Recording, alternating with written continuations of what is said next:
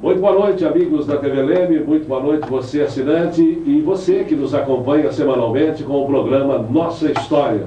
Semanalmente nós procuramos levar até você um pouco da história dos nossos entrevistados e, consequentemente, também um pouco da história da nossa cidade. Cada um de uma maneira diferente, cada um olhando por um ângulo diferente e, naturalmente, você que nos acompanha sempre se emocionando. Pelo menos é isso que a gente tem ouvido das pessoas que têm acompanhado a Nossa História todas as semanas. E hoje mais um convidado, mais uma pessoa especial que também tem história para contar e como tem. Com a gente, o Antônio dos Santos Menezes Júnior, o Toninho Menezes, ou o Sabiá, como todo mundo conhece. Toninho, boa noite. Boa noite. Prazer em recebê-lo. Prazer é todo meu. Tudo bem com você? Tudo bem. Doutor Antônio dos Santos Menezes Júnior. Toninho, Sabiá, por que Sabiá? Como é que é Sabiá essa história aí? É um apelido que eu, peguei, que eu adquiri no ginásio, na época que eu era estudante do ginásio. Hoje nem tem mais, hoje é segundo grau, mas naquele tempo era ginásio. Era o Newton Prado? No Newton Prado. E eu tinha uma professora de geografia, chamava Dona Berta Wickman, era de Rio Claro. Sei. E eu assobiava de um jeito que, sem mexer com a boca parada, eu ficava na aula assobiando. Então ela ficou o ano todo, queria saber quem era aquele que assobiava na aula durante a aula dela. Aí um dia ela descobriu, ela botou o meu apelido de Sabiá, ficou Sabiá até hoje. Mas não é que você imitava o Sabiá? Imitava o Sabiá com a boca. Hoje eu não consigo mais. E mesmo porque não tinha professora para passar ruim. Mas o ano inteiro também você... Ela só foi descobrir em outubro. Começou isso aí em janeiro e ela só foi descobrir em outubro. A geografia também não era lá muito forte? Não, era meu forte. Eu nunca fui bom de exatas, mas das humanas aí eu sempre fui bom. Graças a Deus. Tanto é que fui ser advogado, né? E nessa época sua de ginásio, que ano isso aí? Foi 65, 66, nessa época aí. Eu sou de 40, né? Era 55, não. 65 eu já tinha 24 anos. Foi em 55, 56, 15, 16 anos nessa fase aí. Quem eram os seus colegas de ginásio? De ginásio? Olha, porque naquela época, assim, normalmente o pessoal seguia junto desde o grupo, né? Então você entrava no primeiro ano. Você fez coronel? Coronel, eu sou do velho coronel lá. O mesmo time do coronel passou para o ginásio. Naquele tempo tinha era um pouquinho diferente, porque você tinha que fazer uma admissão para entrar no admissão. Não era qualquer um que terminou, era automático. Era um vestibular, né? Era um vestibular, que era um preparatório, você fazia uma admissão, e aí entrava e fazia o ginásio. E então, meus colegas, deixa eu lembrar quem era. Era eu, o Nilson Fiore, o Tripa. O Geraldo Bacarim, o Arthur Bacaran, o Aníbal Ravanini, já faleceu, o Cláudio Facioli, o Dr. Cláudio Facioli. Enfim, era esse grupo aí, tá entendendo? No momento assim, difícil você lembrar, né? Mas e a meninada... O Serginho Torales. E gente braba mesmo, pesada, farra. Eram comportadinhos. Não, é totalmente diferente de hoje. Não tem nada a ver os dias de hoje, o comportamento do adolescente de hoje com o comportamento do adolescente da minha época. Não, porque não tinha droga, não tinha nada violência. Disso. Tinha muito romantismo, muito lirismo, a gente fazia tudo aquilo sem a menor intenção de prejudicar ninguém. Às vezes fazia algumas travessuras, algumas peraltices, mas era tudo próprio da adolescência, né? Eu acho que naquela época a gente vivia mais em contato com a natureza, a gente pescava muito, nadava nos rios. Aí, esse próprio rio aí do Fórum, que a gente chamava Passaginha, a gente nadava ali, né, onde fizeram aquela ponte agora, a gente mergulhava de cima do barranco ali, onde é aquele posto conveniência ali. Sim. Agora, nessa época, 1955... 55. Era o ginásio e nada mais também, porque Leme acabava lá embaixo? Aqui em Leme era assim, você fazia o grupo, fazia o ginásio e aí terminava. Se você quisesse continuar, você tinha que ir para Araras. Sim. Fazer ou Pirassununga, fazer a escola normal, que era professor primário, ou então fazer o científico. Né? Esse sim era um curso que eu fiz o científico em Araras, no Cesário Coimbra. Sim. E fiz também, me formei professor lá pelo Cesário Coimbra também. Então, Eu tenho esse científico, eu acho que é o curso que eu tenho saudade. Para você ter uma ideia, hoje, eu não sei, me parece que no segundo ciclo são 6 ou 7 matérias aí, né? Nós tínhamos 17 matérias, então a gente tinha que estudar mesmo. Só que tinha o seguinte, você fazia o científico e já prestava os vestibulares e já entrava nas faculdades em São Paulo, nas faculdades da São Francisco, enfim, quem podia, né? Porque tem esse problema entendeu, do dinheiro, né? Quem não podia, não fazia nem o científico, que Leme nem tinha, você tem que ir para Araras. Eu fui fazer, graças a Deus, fiz o científico lá, completei, mas é um curso que me deixou muita saudade e a base que eu tenho, devo tudo a esse curso, realmente, porque são 17 matérias. Era um curso, como se dizia na época, era puxado, né? Puxadíssimo. Exigia muito do aluno. Exigia bastante. Muito estudar. Quem completava o científico estava apto a fazer qualquer admissão de qualquer faculdade, qualquer uma. Tanto nas ciências exatas, seria engenharia, arquitetura, como nas humanas, como a gente fazia, né? Para medicina, para tudo. Porque são 17 matérias. Só língua tinha 5. Tinha português, tinha inglês, tinha francês, espanhol e latim. Então são 5 línguas exatas. Tinha matemática, física, química, desenho geométrico e uma outra matéria que eu não lembro o nome, não sei se era logaritmo, o que era. Tinha uma matéria também ligada à matemática. Sim. E assim era. Depois tinha biologia, tinha ciências, enfim, tinha tudo aquela... Eram matérias e você tinha o curso puxado, você tinha que estudar, um monte de caderno, provas, e aí formava-se, tá entendendo? Quando você terminava esses 3 anos, você estava apto. É um preparatório que é o que fazem hoje para fazer o vestibular aí, que o pessoal se prepara. Agora, no seu caso, Toninho, com relação aos estudos, principalmente, depois do científico, você parou porque a sua faculdade veio um pouco mais tarde, depois. Aí acabou o dinheiro. Porque até Araras meu pai aguentou. Aí depois eu tinha que ir para São Paulo.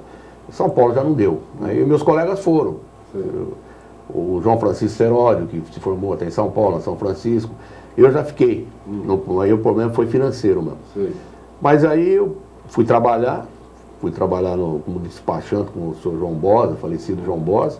Trabalhei junto com o Fejozinho, que é despachante ainda hoje, né? Na Armando Salles ali. Aí trabalhei 5 anos como despachante, depois eu entrei para o Banco Itaú, e aí fiquei no banco, em 1960 eu entrei no Banco Itaú. E aí fiquei no Banco Itaú por 27 anos. Você chegou a se aposentar pelo banco, não? Não, pelo banco ainda não. Saí do banco faltando um pouco para aposentar, faltava um pouco ainda. Agora, a infância sua, a adolescência, principalmente nessa época de estudante, como é que era para ir daqui em Araras, por exemplo? Tinha ônibus? Tinha trem? Não, era uma aventura, todo dia. A gente ia de trem, pegava o trem às 6h30 aqui na estação. Da manhã? Da manhã. Pegava o trem e ia para lá. Então de manhã você fazia... Porque eu fazia 2 cursos em Araras, eu fazia o científico e fazia o normal. De manhã eu fazia o científico, à tarde fazia o normal.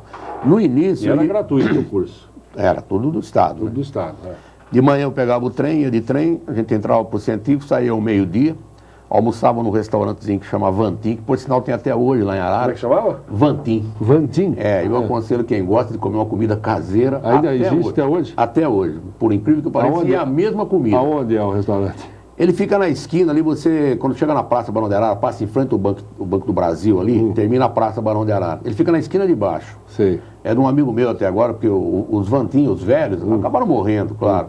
Mas hoje é o Batistella que está lá e ele continua com o mesmo cardápio, a mesma comida. Aliás, nós temos essa família Vantim aqui em Leme. Deve ter, eu já vi Vantim. Algumas aqui. pessoas deve ser então parentes aí desses de Arara. Ele é tradicional porque há 50, 60 anos que eu conheço lá, a mesma comida. Eles não mudam, porque é uma tradição. Mas isso aí era um luxo, porque nessa época aí, almoçar fora, principalmente na época de estudante. Não, porque era comida caseira e ele era um italiano velho, assim, e ele facilitava para os estudantes, ele gostava muito da gente. Ele, praticamente, a gente comia quase de graça. Ele cobrava muito pouquinho. E tinha despesa do trem. Do trem. Agora, para voltar, você vai me perguntar, voltar, pegar carona na pista. Porque não tinha trem? Aí os caminhões que levavam telha para São Paulo, aqui de Leme, que tinha muita cerâmica na época, então ia muito caminhão levar telha. À tarde os caminhões voltavam. A gente vinha em cima, só que vinha tomando aquela poeira da telha, chegava em casa vermelhinho. Né? Aliás, num dos programas passados, nós tivemos aqui o Luizinho Marque, esteve conversando com a gente também, e eles vinham de Campinas para Leme também, de caminhão, em cima do caminhão. Caminhão de telha. Quando eles foram estudar para lá, a volta geralmente era em cima dos caminhões. A gente ficava ali na saída de Araras ali, não, porque naquela época tinha isso também, né? Os caminhões passavam por dentro de Araras. Por dentro, né? Então a gente ficava ali na saída de Araras, onde tinha o posto do... Tinha um posto que eu não lembro o nome até. Já os caminhões passavam, conhecia, a gente já encostava, a gente subia na carroceria. E se não tivesse essa carona, como é que fazia? Ficava por lá, eu tinha que pegar o trem à noite, às 8 horas da noite, vim de trem. Porque a aula acabava a que hora? A aula acabava às 5h30, 6 horas, 6 horas terminava, a gente pegava a carona nesse horário. Aí se não passasse, tinha que ir até a estação. Agora você imagina ir dali na estação de Araras, que fica lá do outro lado da cidade. Aí tinha que ir rápido para pegar o trem, porque senão não ia a pé, né?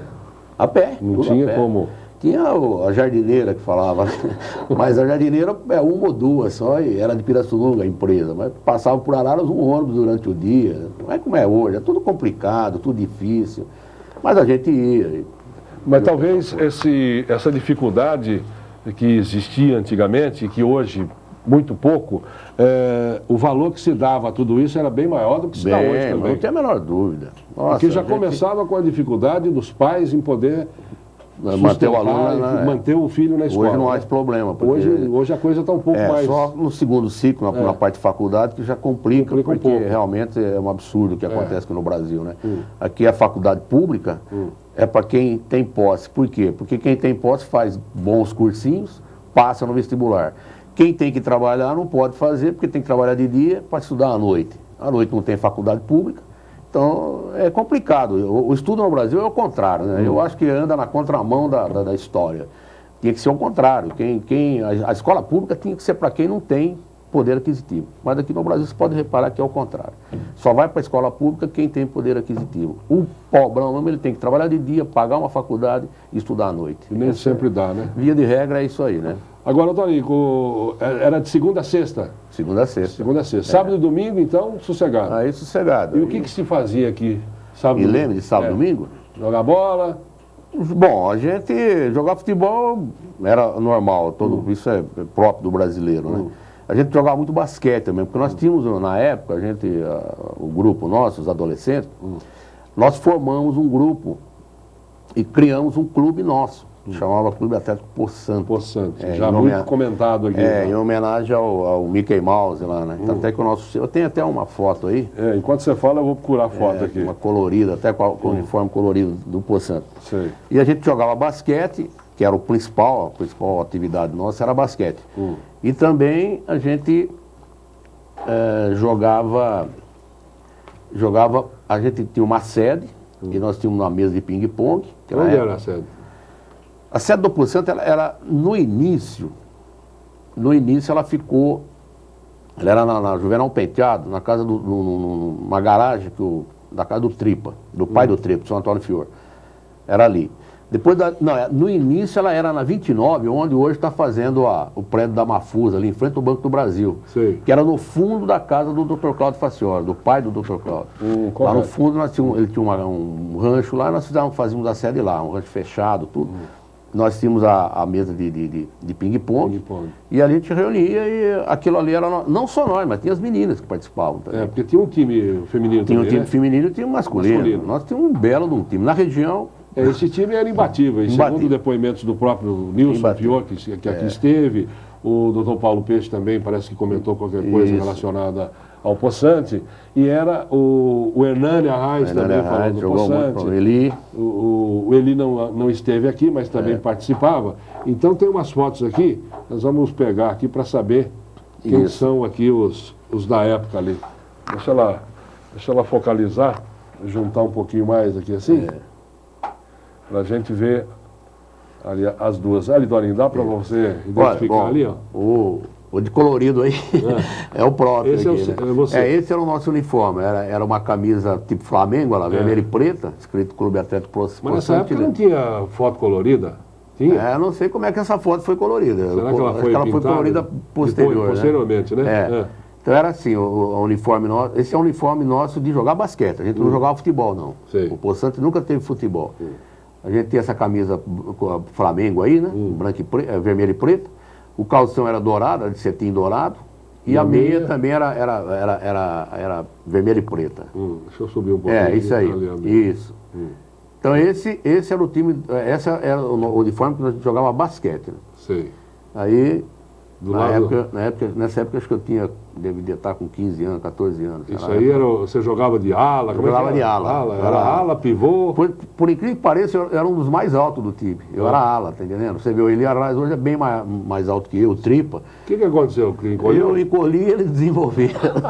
Olha, pela outra foto ali do lado, é o time, a equipe lá. Você vê, o primeiro sou eu lá. Esse primeiro aí. Aqui, né? Esse da direita aí. O outro é o Serginho Torales, falecido já. Falecido Serginho. Aí é o Eli Arraes. O Eli Arraes. E o Toninho Mendes, que conhecido como Meneghetti. Hoje sei. Ele mora em... Ele é filho da dona Lourdes, irmão da dona Lourdes. O primeiro ali é o Fejozinho, não sei se você lembra. Embaixo. Falecido também. Fejozinho. O que está olhando para lá é o João Luiz Silva, o Duda. O Duda dos Correios, né? O Duda do Correio. Aquele que está de frente é o Bertinho Zani, da Algodoeira, que hoje está com o cabelo branco. E o último é o Tripa. Olha a cara do Tripa. Tá, pequenininho. Parece um garotinho, né? Ele já era malandro e briguento nessa época, né? Já sempre foi isso. Você pode ver pela cara dele lá, que ali ele já denotava o que ele ia ser. Agora você vê que eu era maior que o Eli Arraes lá. Pelo tamanho. E hoje o Eli é 20 centímetros mais alto que eu. O Eli cresceu tanto para cima como para os lados. Os lados, pelo menos para frente. Né? Pelo menos na frente. E esse time aí era imbatível. Não bem se aí. Aí tá faltando aí o Dr. Marco Demore, que jogava também, e o irmão dele, o Zé Cláudio Demore, que era bom, né? Mas a base era essa aí, tá entendendo? Essa era a base. O Eli, o Tripa, o Dr. Marco Demore, o Zé Cláudio e o Duda. O melhor aí, para dizer a verdade, o Eli jogava muito bem, o Cláudio também jogava bem, o Zé Cláudio. E o Duda. O Duda era incrível, pai. Cestava igual o Duda. Ele foi uma vez do Vlamir Marques, que era da seleção brasileira, cumprimentou ele particularmente, assim, dizendo que nunca tinha visto fazer cesta da onde ele fazia. Porque quando a coisa apertava, a gente falava assim, joga a bola pro Duda. Era jogar para ele da onde ele estivesse. Essa cesta de 3 pontos que tem hoje. Se naquela época fosse 3 pontos, o Duda teria sido, acho que igual Oscar em artilharia, viu? Espera aí que você vai contar o resto já. Nós vamos a um rápido intervalo e nossa história volta daqui a pouquinho, começando hoje com o doutor Toninho Sabiá.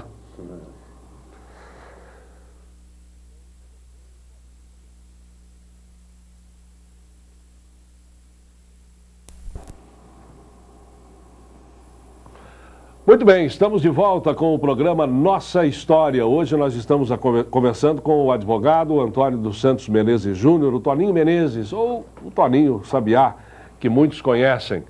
Ô Toninho, no final do bloco anterior, você estava se referindo à equipe do Poçante, que nós mostramos aqui, e você estava falando do Duda. Isso. Que era um jogador que se destacava. Isso. E teve uma passagem aí com o Vlamir, como é que é a história? Na região, na verdade assim, na região, nós não perdíamos para ninguém. Para ninguém. Todos eram fregueses aqui. Mas existiam equipes boas também? Claro. Bom. Na época o basquete, o Brasil nessa época, eu não lembro bem, mas o Brasil foi campeão pan-americano, bateu os Estados Unidos com o Vlamir, Rosa Branca, certo. Uma tremenda seleção. Essa seleção era o 15 de Piracicaba. Todo jogador da seleção, 80% pertencia ao time de... Parece que só 2 eram do Círio de São Paulo, que era o Súcar e mais um outro. O resto era tudo do 15, o Mané, o Pecente, o Vlamir, o Rosa Branca.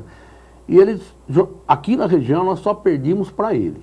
E ainda teve uma partida, uma vez que nós fomos fazer em Corderópolis, que nós jogamos contra ele, foi jogo pau a pau. Aí foi o Duda, Zé Cláudio, o Eli fazendo cesta, coisa incríveis. Tanto é que a gente era super conhecido, todo mundo queria jogar com a gente. De Ribeirão Preto a Campinas não tinha quem não queria jogar com a gente. Agora, Toninho, por que esse pessoal aí que se destacava não teve uma sequência aí de poder ir para um time melhor, ir embora, seguir uma... Porque era tudo diferente, tudo era difícil, não é como é agora. Agora qualquer destaque, inclusive existe até já o interesse financeiro. Na época era tudo por amadorismo, a gente fazia isso tudo por amador, por gostar, tá entendendo? Não havia recurso, não havia dinheiro, a gente já pensou para se deslocar até São Paulo, era uma aventura. Daqui em São Paulo você ia de trem, levava 5 horas para chegar em São Paulo. Então era tudo complicado. A gente tinha destaque, mas não havia como se destacar porque não havia assim, um interesse, né? Mas o Poçante foi um... Agora, uma coisa que eu gostaria de destacar no Poçante, que inclusive isso serviria até para os jovens de hoje, é o seguinte: o Poçante não tinha um adulto que administrava o Poçante. Ele era administrado por nós mesmos. Vocês mesmos nós não comandavam tudo. Eram todos adolescentes, praticamente quase toda a mesma idade, diferença de um ano um do outro. Tinha a participação das moças e nós. Nós éramos um grupo mais ou menos de uns 12, mais umas 12 moças da época.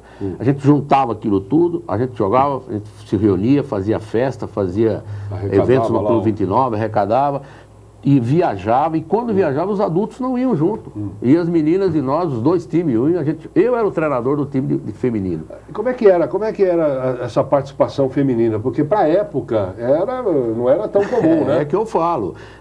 Havia uma confiança tão grande dos pais na conduta nossa, da turma nossa, que não havia o menor problema. A gente ia para jogar em Santa Rita, em Porto Ferreira, em Ribeirão, ou para Campinas, ou Americana. Elas iam de trem, voltavam com a gente. Bom, para você ter uma ideia, nenhuma delas casou grávida. Só para você ter uma ideia que a coisa funcionou. Isso foi por muitos anos. E também não casou com alguém do time, ou casou? Teve algumas que acabaram casando entre nós mesmos. Atletas com atleta. Houve, eu não vou lembrar assim, mas houve casos assim. Mas o mais importante, eu acho que havia um respeito pelas meninas. Tá entendendo? Agora, não só por essa questão de respeito, que é importantíssima, lógico, mas até pelo fato de mulheres dedicadas ao esporte não tinham um pouco de masculinidade. Tinha preconceito na época, bem mais do que agora, né? E havia esse preconceito, então das famílias também, olha e tal, mas... inclusive o time feminino de basquete do Poçante era muito bom também, né? Bom, mesmo. Nós tínhamos jogadoras que... Tem a Emília, que é casada com o Dino Petrus de Arara, jogava muito bem. A irmã do Eli, irmã do Hernani. Tinha as mocinhas do Dias aqui, da Miriam, a Maria do Carmo, jogavam muito bem. Tinha minha irmã que jogava bem também.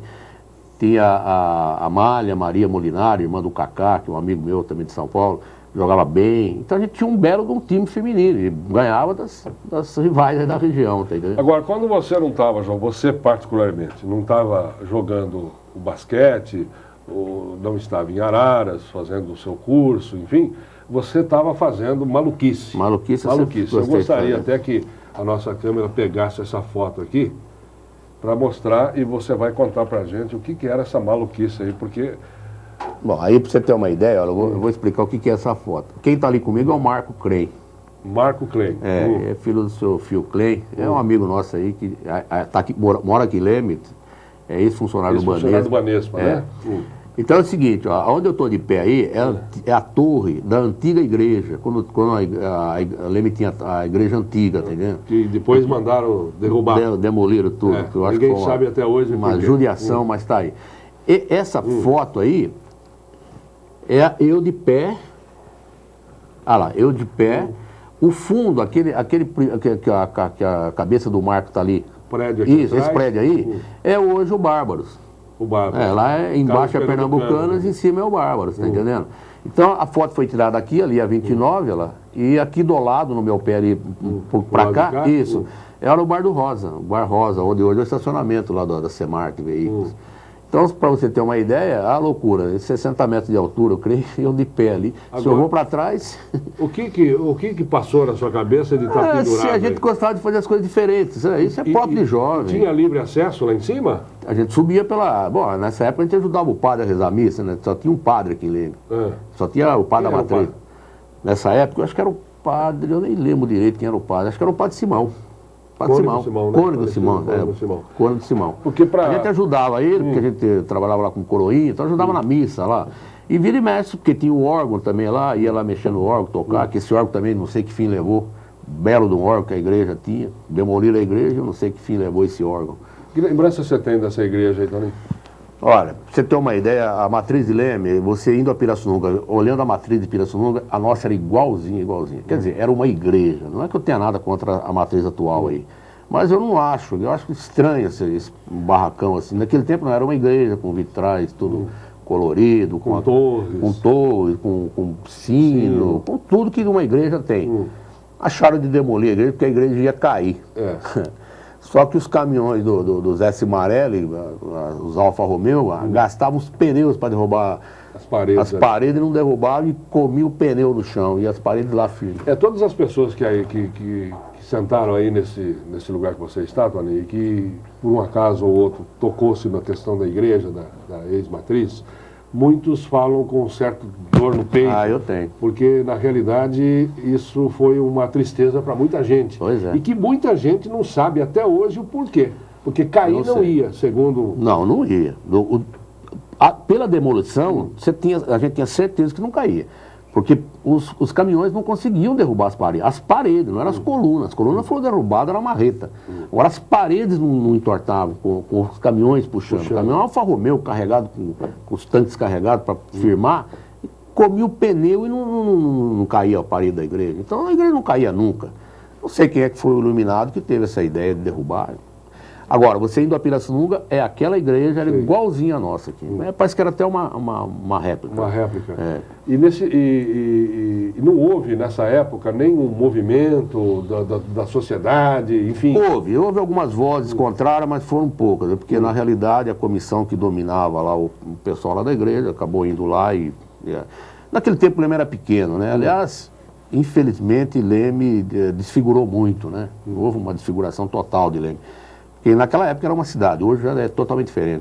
O Leme de hoje não tem nada a ver com o Leme de 1950, 60. Você é de opinião, Torinho, com relação a essa questão da cidade, que em se comparando o Leme com algumas cidades da região, Leme hoje, se tivesse ficado com os seus filhos, e alguns que vieram, como é o meu caso também, não passaria de 50, 60 mil habitantes, de forma uma cidade alguma, aconchegante, tranquila, e não isso que está aí hoje, 85 e daí... Nós temos notícia de trabalhos feitos pelo próprio cartório eleitoral de Leme e tal. Existe uma população flutuante que não é de Leme, assim, que veio para Leme, também não tenho nada contra ele, muito pelo contrário, até acho que eles ajudaram muito Leme a desenvolver também, porque a gente só vê um lado, mas não é, tem um lado bom também desse pessoal de fora. Mas existem 40 mil pessoas em Leme que não são oriundos de Leme. Isso reduziria a população para 40 e poucos 45, 50 mil habitantes, que é o tamanho de Pirassununga, né? Pirassununga não houve esse inchaço que houve em Leme. Então, Pirassununga hoje está na faixa de 50, 60 mil habitantes. E você vê, Pirassununga também tem problema, porque o problema todo mundo tem. Não tem nada a ver, não é o pessoal de fora que cria problema aqui, não. O problema é geral, o Brasil todo, o mundo todo tem problemas hoje. Mas houve um inchaço, tá entendendo? Tá certo que esse pessoal também trouxe muita coisa boa para Leme. Eu não fico só olhando. Tem muita gente que só critica o pessoal de fora. Eu não.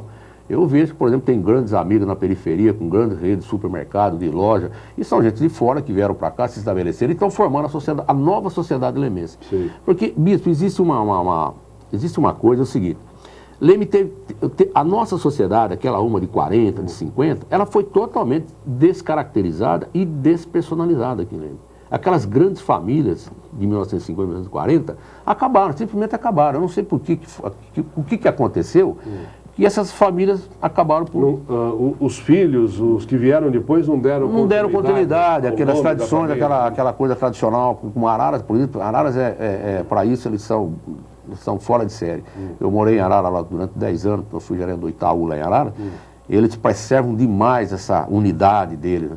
Leme descaracterizou muito isso aí. Então o Leme hoje, aquelas grandes famílias tradicionais da época, hoje acabaram, os prédios, as casas que eles moravam foram vendidas, destruídas, praticamente despersonalizou, descaracterizou aquela sociedade nossa de 1940, 1950. Isso eu comento sempre com meus amigos aí, a gente tem... Mas está formando uma nova sociedade. Eu vou aí no clube de campo, vou aí nesses eventos, eu vejo que vem vindo uma turma de jovens na faixa de 40, 30, 40 anos, essas famílias novas, que estão formando uma nova sociedade. Leme vai ter uma sociedade bem característica dentro de 30 anos, mais ou menos. E daqui a pouco mais de 30 ou 40 também estarão se lembrando dessa sociedade. Dessa sociedade que possa até não existir futuramente. Né? Tem uma foto aqui também, bem novinha aqui, Toninho. Essa aí é o que é? Deixa eu dar uma olhada. Essa aí é meu casamento. Seu casamento, mas só tem homem aí, pô? Mas é a minha turma. Uma coisa que eu quero chamar a atenção, esse casamento foi às 10 horas da manhã.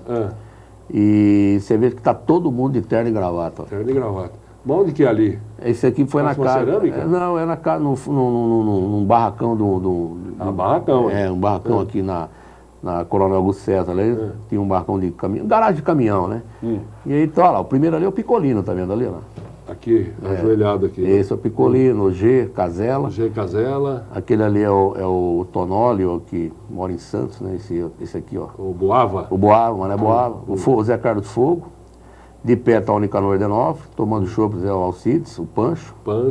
O Valdir Bacarim, falecido. Né? Atrás de óculos lá é o Enio Vieira, aliás, está vindo para Leme, está voltando para Leme, mora em Brasília, funcionário do Banco Central. O Vadim Fontanete, eu, o Tripa lá atrás, de óculos do Serginho Torales. O Marco Crem, o Toninho Meneghetti, aquele que eu te falei. Atrás do Toninho, o Silas. Com a cabeça baixa ali é o Robertinho Moraes, falecido também. O Chimbica. O Eli, o Cido do Cido de Oliveira, Cido Banespa. Cido Banespa, né? Aquele lá é o Negro da Nadel, lá atrás. O Neco, aquele que está ali assim, acima ali, e o Virgílio, o falecido Virgílio aqui embaixo também. Assis, né? Agora vindo para cá. Aqui para baixo. Isso. Esse aí é um rapaz de Santa Rita, era a caixa do Banco Itaú, a gente chamava ele de Lalá. Atrás o Cláudio Loira, lá o Foguinho. O Foguinho aí volta pro Mané Boava. Você casou em que ano? 64. 64, na época da Revolução? Na época da Revolução. Tava começando a Revolução. Começou de fato a Revolução? Começou a Revolução. Outra foto aqui, essa também é do casamento ou não, Toninho? Não, essa aí é uma festa que teve... Esse local aqui, onde nós estamos fazendo essa festa, é onde hoje é o shopping... O shopping ali na esquina ali do jardim. Ali na esquina era um barracão do SOS. Isso, é ali. É uma festa que acho que é aniversário do Serginho. A gente ia até nos aniversários, ia de terno e gravata. Você tá vendo lá? Tá, realmente. E nessa época, 64, lá. 65. Né? A gente tem essa idade aí, 68, por aí. O grupo todo aí, alguns falecidos também. O Sr. Henrique Coelho lá. O Mauro Moraes já faleceu também, eu, meu irmão atrás de mim, com camisa de paletó branco lá. Enfim, pessoal aí que... Era um grupo que sempre estava junto. Sempre junto, tudo, né? Praticamente esse era o grupo da minha turma. Agora tem um grupo um pouquinho mais velho, que já é o Hernani Arraes, o Fafu, é uma turma um pouquinho acima, né? Mas esse grupo... Nós tínhamos dois grupos, esse aqui mais o outro acima de nós, aí uns 3 anos acima de nós. E esse pessoal aí, por exemplo, festa, baile, todo mundo? Todo mundo, tranquilo. Festa, churrasco, todo mundo? Todo mundo, não faltava ninguém. Era muito unido, né? O grupo era muito unido. E o que se fazia quando... Baile, por exemplo, era uma distração de final de semana. Todo sábado tinha baile ali no 29, que é onde é o Bárbaros hoje. Onde é o Bárbaros. Ali o clube era ali, não tinha o clube de campo. Sim. Então a gente fazia os bailes ali, todo sábado tinha o baile e sempre tinha uma orquestra, não era conjunto, era aquelas orquestras enormes, com 20, 30 figurantes cada uma. Muitos bailes e também bailes na zona rural, a gente tinha muito nas Túlia, que chamava, né? Aqueles bailes lá no Ibicatu. Baile de fazenda. Fazenda, né? Bailão de fazenda mesmo. E a gente, o divertimento era esse, passear na praça, no jardim, né? Porque o pessoal mais, vamos dizer assim, de menos poder aquisitivo... Você está confirmando que já foi dito aqui. Passeava por fora, né? E por dentro ficava o pessoal mais abonado, os mais cheios de dinheiro. Então ali era um footing, todo mundo... Por que essa eu não sei, rapaz, é uma divisão natural, casta, né, rapaz? Né? Unicasta. Não pode mais ficar... Você vê como é que é a própria sociedade, ela se marginaliza sozinha, né? Nunca ninguém foi lá e determinou isso. Aí o próprio pessoal...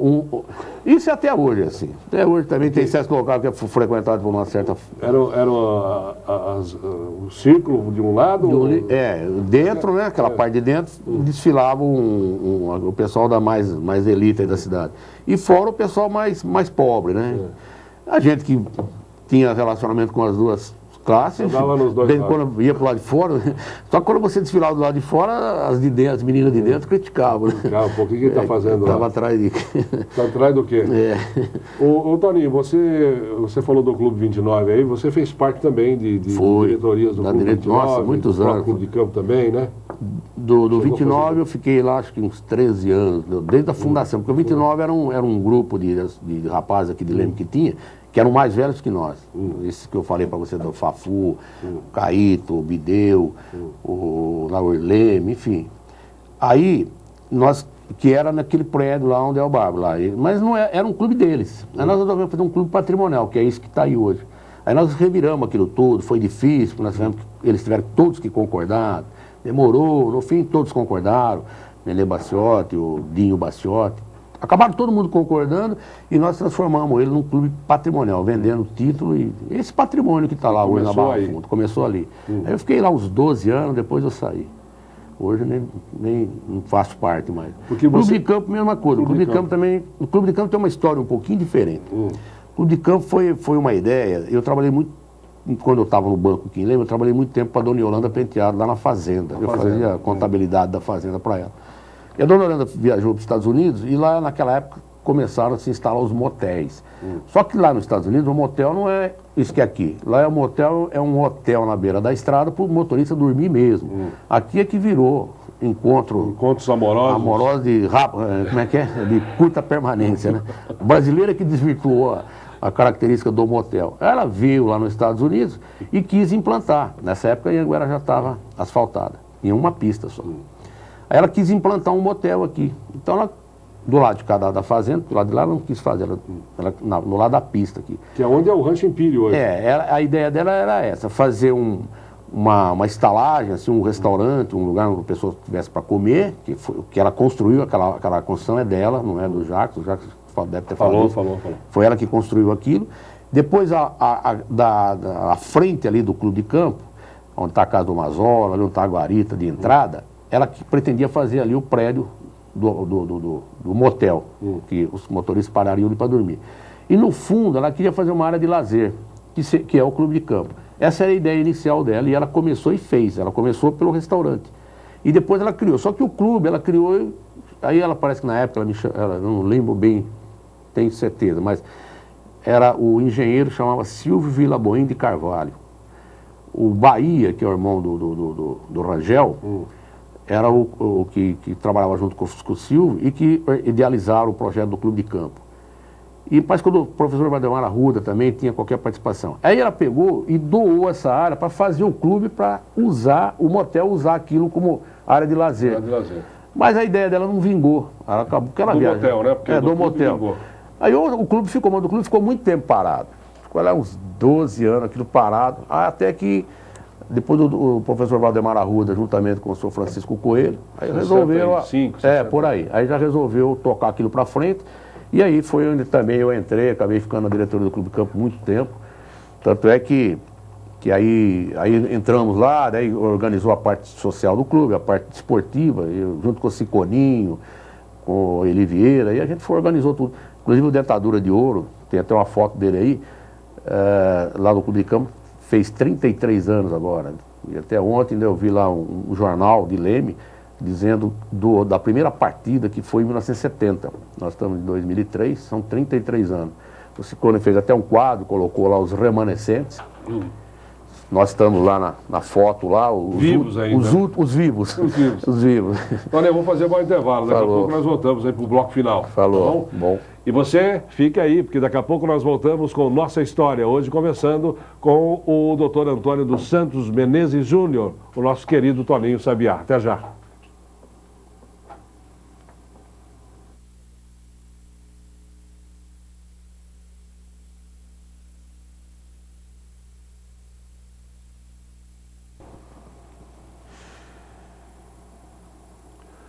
Muito bem, estamos de volta para o bloco final do programa Nossa História. Hoje conversando com o advogado Antônio dos Santos Menezes Júnior, o Toninho Menezes.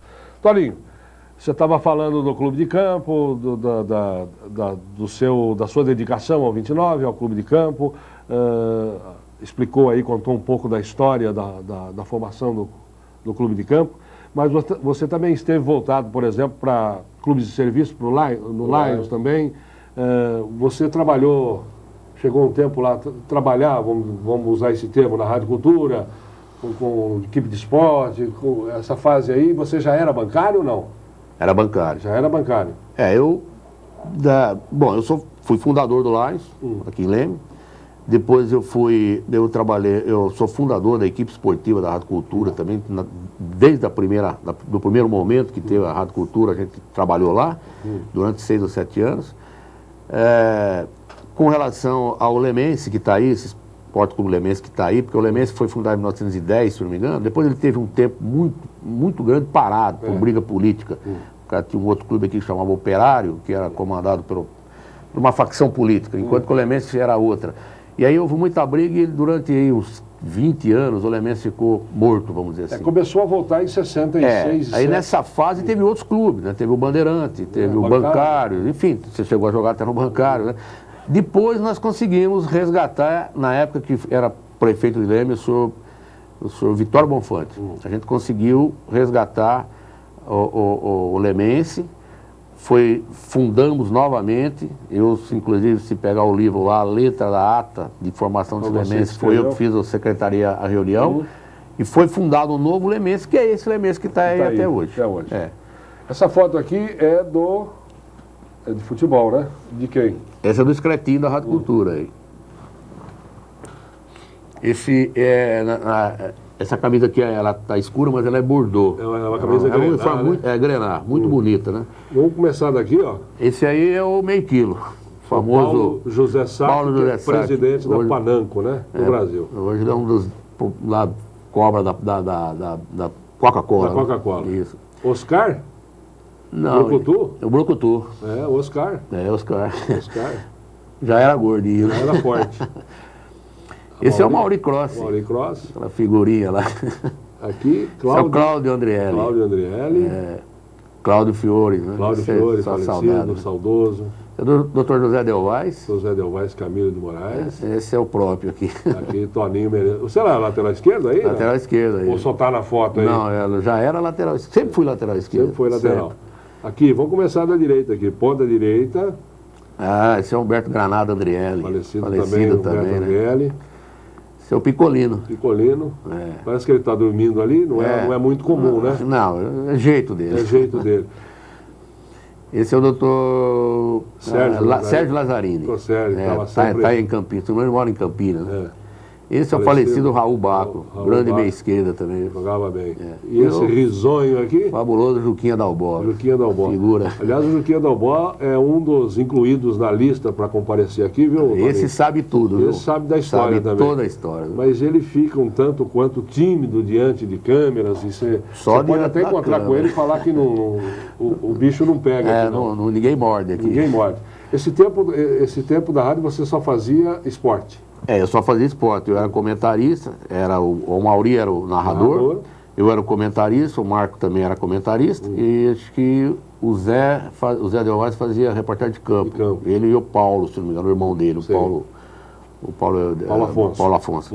E a gente formava a equipe, e mais depois o Sebastião Moraes, que era quem comandava ali, e a gente tinha uma perua, que chamava Brasinha, porque tinha uma brasa assim na porta, e com aquela Kombi a gente ia fazer tudo. Ia para São Paulo, transmitir os grandes jogos. Era uma Kombi, uma aparelhagem de VHF, externamente, né? Isso. O que aconteceu que uma época a rádio contratou o Pimentel, você chegou a conhecer ele? Trabalhei com ele, aliás, muito orgulho. E o Pimentel, ele tinha um livre trânsito na Bandeirante lá em São Paulo. Então, todos os grandes eventos no Morumbi, no Pacaembu, mesmo até no Maracanã, da seleção brasileira, ele abria espaço para a gente e a gente transmitia de lá na época, né? Então, e ele colocava a gente junto às grandes na época, a Bandeirante, a Tupi, né?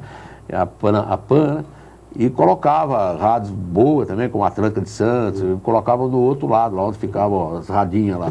E eles não se conformavam, mas era influência. Era o prestígio, né? do Pimentel. Ele era muito amigo do Libório, chegou a conhecer o Libório. O famoso Calipígio. O Calipígio, Esse aqui é foto de mais um... Esse acho que é mais antigo. É mais antigo, antes daquela da... Esse aí é um time de futebol que nós tínhamos na época do Itaú, e a gente chamava ele de 15 de novembro. 15 de novembro. Esse primeiro menino aí, esse aí foi houve uma comoção muito grande aqui, lembro, quando ele faleceu com 18 anos. 18 anos.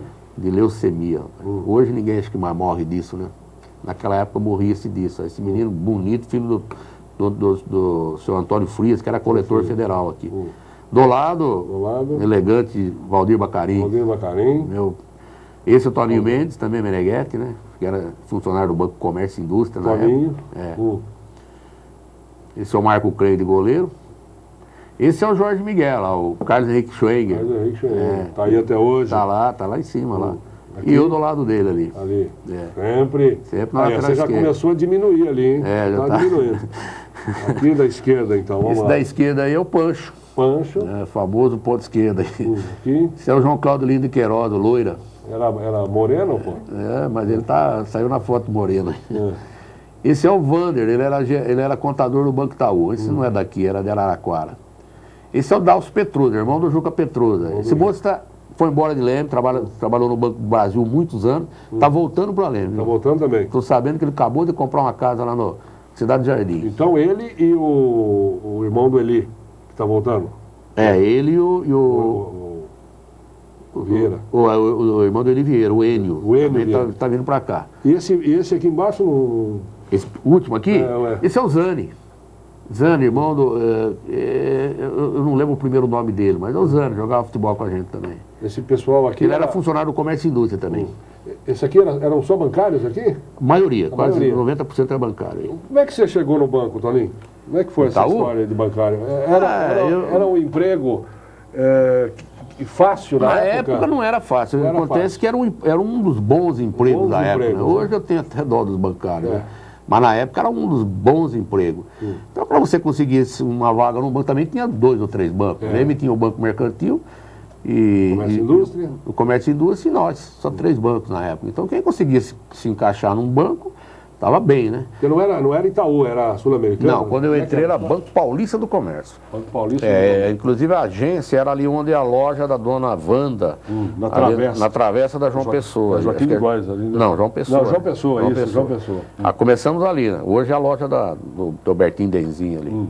A gente começou ali, depois dali nós passamos embaixo da Pernambucana ali. Aí nós ficamos muitos anos. Embaixo não, do lado da Pernambucana, né? Embaixo Embaixo do Clube 29, onde é o Bárbaro. Mas é onde é o prédio da Pernambucana. Nós ficamos ali muitos anos. Muitos anos. Ali depois passou o Itaú mesmo. Ali passou para... Depois ficou Banco Paulista, depois Federal, Itaú Sul-Americano, depois Itaú América. A gente foi fazendo fusão, quando fazia fusão, adotava o nome do outro banco por uns tempos, né? Até voltar a ser Itaú mesmo. E agora é só Itaú. E eu me lembro muito bem desse pessoal aí, você, o G Casella, do banco? Não era? Pessoal do banco, você está falando? Pessoal do banco? O banco era o Valdir Bacarim, depois ele passou para o Alfomares, né? Mas no início era ele, o senhor Orlando Gerola, que é pai desses meninos, dos Gerolinhos que estão aí. Ele era o gerente até. Sim.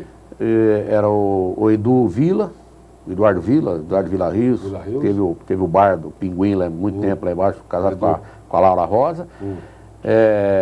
Depois tinha o Pancho, que foi gerente, se aposentou como gerente. Tinha o Tripa, que trabalhou muitos anos também, foi gerente também.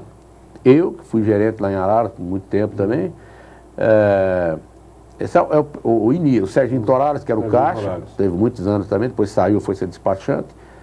Era esse grupo aí. O Loira também chegou a trabalhar? O Loira trabalhou. Quando eu entrei no banco, o Cláudio já era funcionário do banco. Ele já era contínuo do banco. Inclusive, e mulher parece que só tinha Meire, né, Pantoja? Não, antes... a primeira foi a Meire. Foi a Meire. A mulher do Mandi, né? Do Lolo. Depois da Meire, quando nós passamos para lá, aí já trabalhou com nós a Irene, que é casada com o José Eduardo Del Nero. E aquela que era filha do Braçoloto, neta do Braçoloto, que era muito bonita. A Sônia, isso.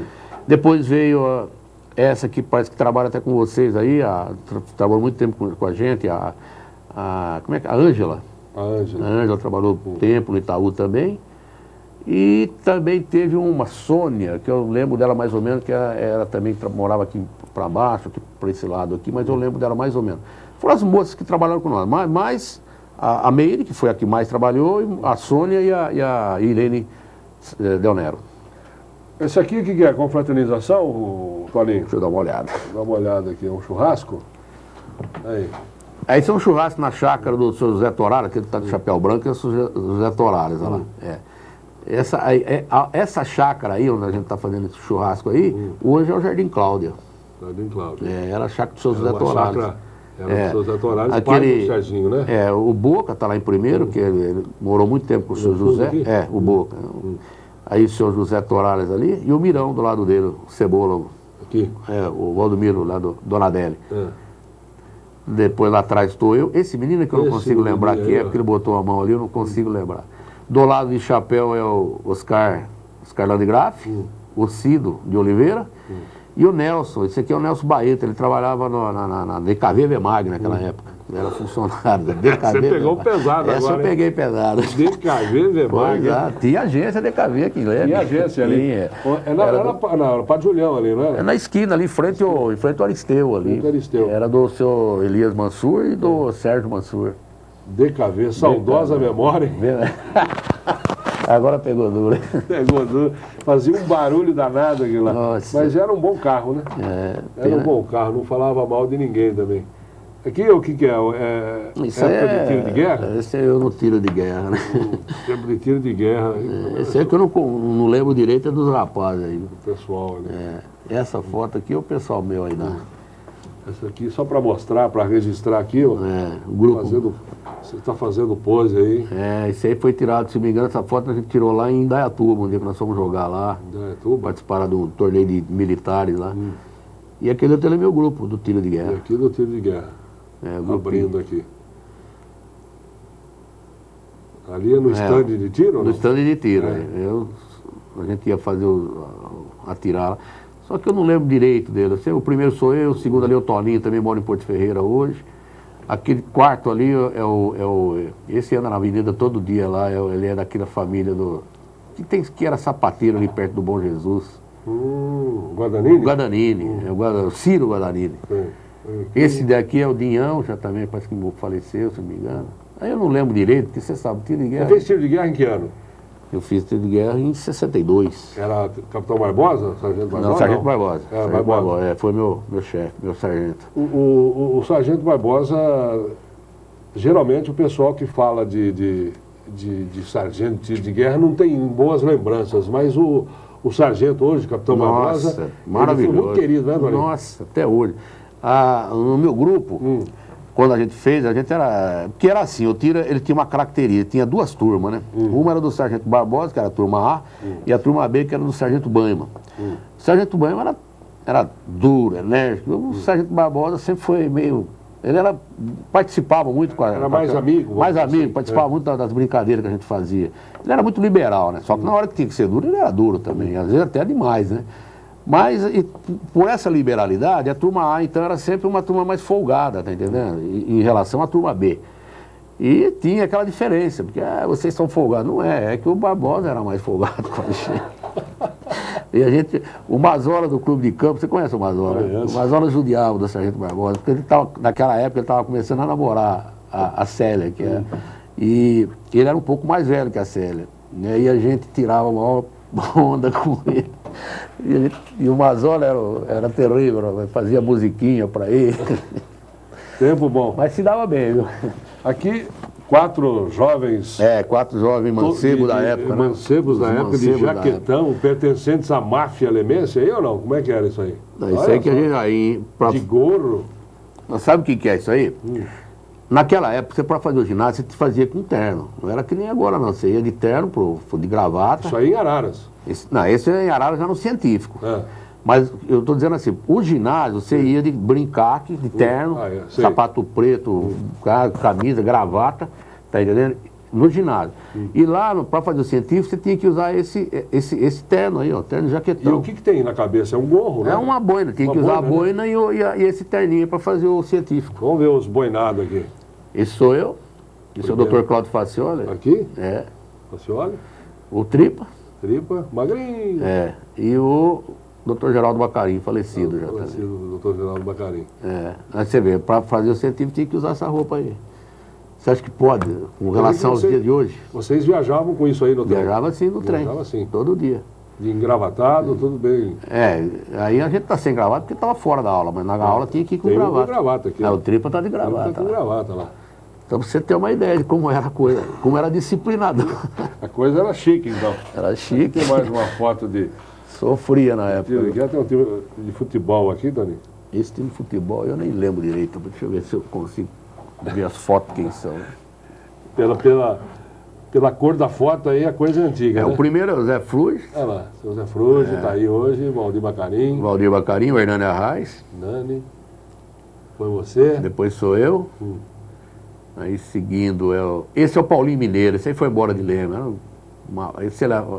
Esse aí é o pai do Fabião lá da Fábio Mota. Polaco. O Pancho. E o Zezé, filho do Ciccone, que faleceu também, que era dono da... Lembra? Casado com a... Aí é o Queji. Com a Didi. Com a Didi. Queji. Queji, o Remunhão. O Loiro, outra vez, o Cláudio. Esse aí é o Raul Baca. Esse é o Paulo Pacelli. Paulo Pacelli. Esse é o Nin, o Bianchi e o Toninho Mendes. Toninho Mendes. Esse time aí o que era? Lemense, não? Não, era um catado aí. Catadão. Toninho, nós estamos chegando ao final. Isso aqui só para registrar, ó, não se faz... Não se faz mais formatura de ginásio, né? Essa aqui é a formatura de ginásio, essa beca toda, né? No Newton Prado. Newton Prado, isso, ginásio. Era com essa beca aí, para poder receber o canudo. Para poder receber o canudo.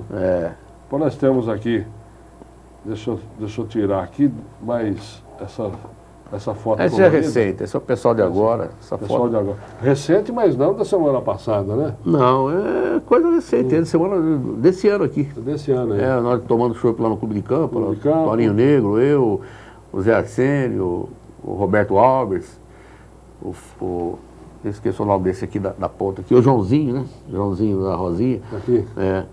Aqui é um time de futebol, eu vou colocar por cima aqui só para... esse é o time de futebol. Esse é do Clube de Campo, eu, né? o Salsão, o Luiz Antônio, o Burrão, o Passarini, o Coxinha, essa figura. Esse aí é o Eterno Turcão, o árbitro mais antigo do mundo. É verdade. Olha lá o Luizinho Marques, o Faverinho. Esse aí eu esqueci o nome dele, rapaz. Ele mora ali e o Norberto. E o Lemão Pacelli. E o Pedrinho Parisotto. Está ali no cantinho. Isso. Toninho, chegamos ao fim, bem. Valeu. Falamos de todo mundo, de muita gente. Relembramos aí fatos interessantes da sua vida pessoal, da sua vida social, enfim.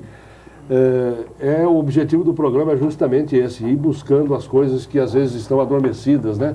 E que as pessoas que acompanham, falam, puxa vida mesmo, o Toninho falou um negócio lá que eu não me lembrava, e é realmente aquilo e tal. Isso. Alguns falam, discordam, não, mas parece que não era onde o Toninho falou, era mais isso que é importante. Enfim, isso que é importante. Mas o objetivo do programa tem sido alcançado no sentido de trazer um pouco a história da cidade e a história pessoal das pessoas que aqui comparecem e que é uma satisfação muito grande para a gente. Eu quero agradecer você pela sua presença, pela sua disponibilidade de ter vindo aqui. Sabemos dos seus compromissos diários e tal, mas aceitou o nosso convite. Foi um programa que eu tenho certeza que vai agradar em cheio também. Obrigado, viu, Toninho? Nada, um abraço. Quando precisar, a gente está aí à disposição. Aliás, só rapidamente eu gostaria de dizer que esse tipo de programa precisava ter... Você foi muito feliz nesse tipo de programa, porque isso é que resgata, a memória é o que resgata a tradição de um povo, né? Correto. E eu acho que Leme perdeu muito por causa de memória. Então isso vai sendo resgatado aos poucos através de programa como o seu. Muito obrigado. Parabéns. E eu transfiro aí os parabéns aos nossos produtores, a Lívia que está, a própria Tatiana Rapchan, que foi quem idealizou o programa, enfim, esse pessoal que bolou a ideia e que, graças a Deus, está indo bem. Obrigado, Toninho, um abraço. Nada, às ordens. Boa noite. Obrigado. E para você, o nosso boa noite também. Espero que você tenha gostado de mais esse Nossa História. Até o próximo.